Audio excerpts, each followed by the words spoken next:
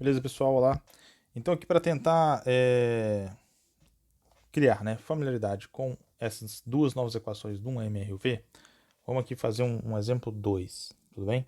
Então, vamos considerar aqui que a gente está numa rodovia, este é o marco zero da rodovia, e você tem um carro que ele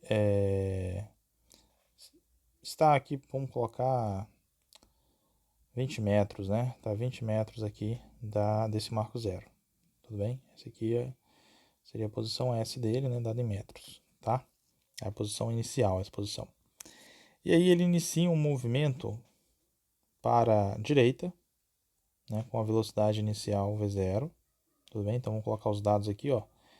S0 vale 20 metros, né, positivo. V0 vale, vamos supor, 10 metros por segundo.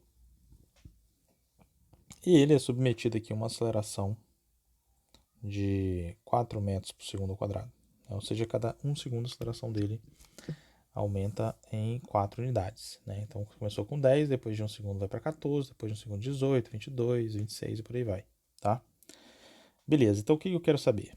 Primeiro eu quero saber o seguinte: qual vai ser a posição desse objeto depois, sei lá, de 5 segundos? Né? Onde que ele vai estar depois de 5 segundos? Tá? Para responder isso, eu tenho que montar então uma função horária da posição nesse tipo de movimento. Lembrando que esse movimento ele é do tipo MRUV, né? MRUV, ou seja, ele tem uma aceleração constante, tá? Então vamos lá montar então essa função horária da posição para esse tipo de movimento. Então é S, posição final, é igual a posição inicial, mais a velocidade inicial vezes o tempo, mais a aceleração vezes o tempo ao quadrado sobre 2. Então S0 vale 20, velocidade vale 10, vezes o tempo, mais a aceleração que vale 4, que divide 2, tem ao quadrado. Então 4 que divide 2, já posso simplificar aqui, ó, e colocar 2. Então esta expressão vai me dar a posição desse objeto à medida que o tempo passa. Particularmente, o que eu quero saber? Eu quero saber a posição dele para quando o tempo for de, por exemplo, 5 segundos. Onde que ele vai estar depois de 5 segundos, ok? Substituir. Então é uma conta simples que é só substituir. Então eu faço aqui, ó, S é igual a 20 mais 10 vezes o tempo mais 2 vezes o tempo ao quadrado. Então, tempo é 5, vou trocar o tempo por 5 aqui e aqui. E aí eu vou ter a seguinte conta. S é igual a 20, mais 10 vezes 5 é 50, 5 ao quadrado é 25, 25 mais 2, 50 também. Então a posição final dele, né, a posição no instante de tempo tá igual a 5, vai ser de 120 metros. Então ele vai sair deste ponto aí de 20 e vai vir até aqui, este ponto de 120 metros. Ou seja, ele vai ter realizado um deslocamento então de 100 metros, né, um ΔS de 100 metros. E além disso, quero saber o seguinte: se ele vai estar nessa posição, ele vai estar nessa posição com que velocidade? Qual vai ser a velocidade dele? Se a velocidade dele vai ser maior ou vai ser menor? De antemão, analisando o sinal da velocidade inicial e da aceleração, como ambos são positivos, a gente já sabe então que esse movimento vai ser do tipo acelerado. Então, espera-se que nessa posição 120 ele tenha uma velocidade maior do que sua velocidade inicial, uma vez seu movimento acelerado. Mas como é que eu sei quanto que vale essa velocidade? Para isso, eu tenho que fazer o quê? Tenho que escrever a função horária da velocidade para esse tipo de movimento. Qual que é essa expressão? É simplesmente V é igual a um V0 mais uma aceleração vezes o tempo. Então,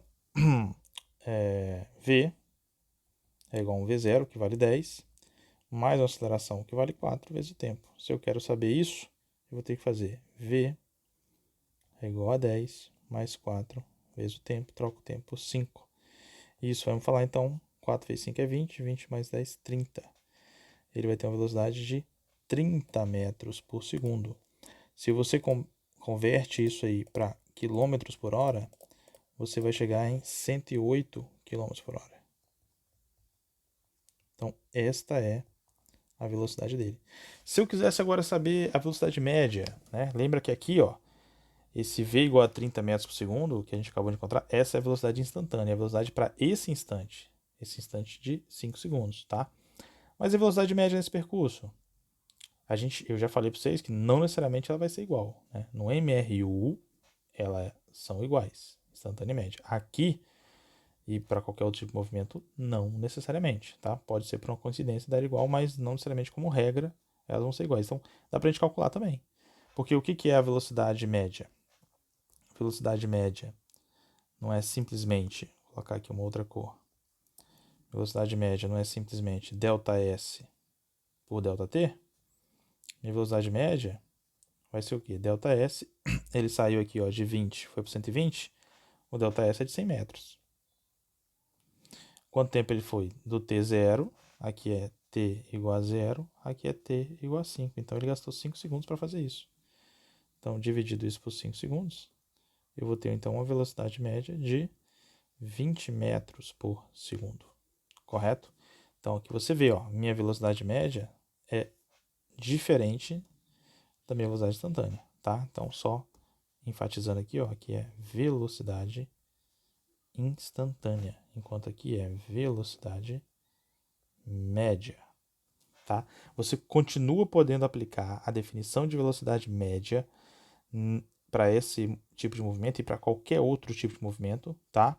O único detalhe aqui é que a velocidade média não será igual à velocidade instantânea, tá? Não necessariamente será igual, né? Então ela pode ser igual, mas não como regra, tudo bem? Então aqui você percebe que a gente tem duas equações, né? Essa aqui, ó, para dar a informação da posição em termos do tempo, e esta aqui para dar a informação da velocidade em termos de tempo, certo?